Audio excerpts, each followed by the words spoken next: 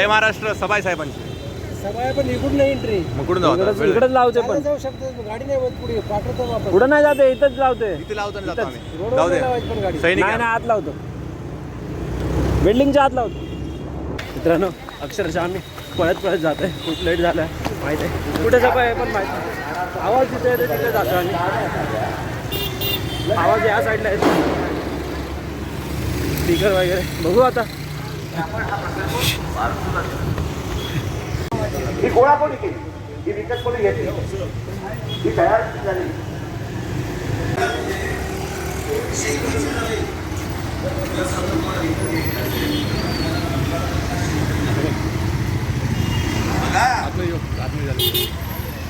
तुम्हाला गुजरात मधला शेतकरी लागतो आणि ती जर हे दिसतात तुम्ही घेणार असाल तर तिथे तुम्हाला शेतीच करावी लागेल. तडफडतोय.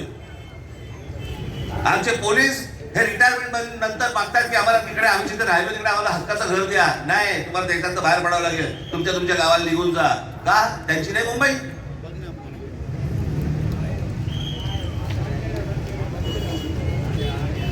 महाराष्ट्रामध्ये मराठी माणसाची परिस्थितीचा अभिमान स्वाभिमान कशासाठी यांच्या पुतळ्याला आपण हार घालायचो, कशासाठी? आणि 1681 साली औरंगजेब महाराष्ट्रामध्ये आला. आता पुन्हा आता बॅग गेटला जातोय परत, कारण जवळून बघायचंय साहेबांना, त्यामुळे.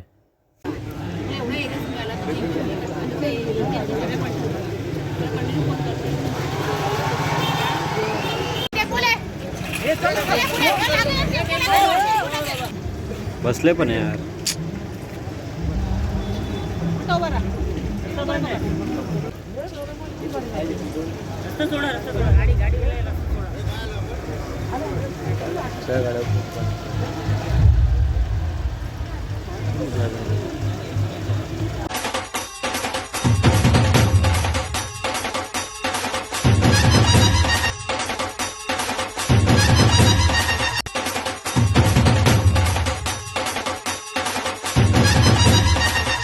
सारखं गाडी तेव्हा आले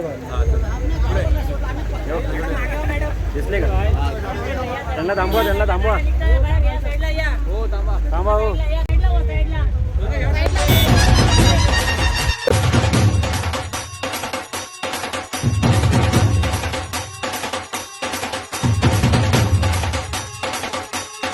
अशा प्रकारे सोहळा संपन्न झालेला आहे, पाहू शकता आपण आज तक वर. तर आपण जाणून घेऊया लोकांची प्रतिक्रिया. कसं वाटतं तुम्हाला? नाही, नक्कीच साहेबांच्या सभा पाहिली आम्ही आणि ही सभा अत्यंत प्रेरणादायी होती भांडूपमध्ये सर्वांसाठी, आणि अशीच सभा होत राहावी. आणि आजचा अनुभव कसा होता? धावत पळत आम्ही गेलो, पण म्हणजे पाहिजे तेवढा पाहिजे जवळून पाहता नाही आलं, प्रयत्न होता. पण आम्ही या बघा इथं होतो उभे आम्ही, आणि त्या डिस्टन्सवर आम्ही बघितले असं लाईव्ह. आम्ही इथून फिरून असं तिकडे त्या साईडला गेलो. खरंच एवढं भारी वाटतं ना आज, की म्हणजे घरी बसून आम्ही टी व्हीवर आणि फोनवर बघतो तुमचं भाषण, पण आज सभेमध्ये बघतोय प्रत्यक्षात येऊन मी, आणि हे मला अनुभवायचं होतं आणि हे अनुभवलं आहे मी, आणि खूप भारी फिलिंग आहे, वाव फिलिंग आहे. ही सभा पाहण्यासाठी खूप मेहनत पण घेतली आम्ही, इकडून तिकडे पळत होतो, आणि हे धावपळ करणं आमच्या सार्थकी लागलं. खरंच खूप खूप खूप खूप भारी वाटले मला.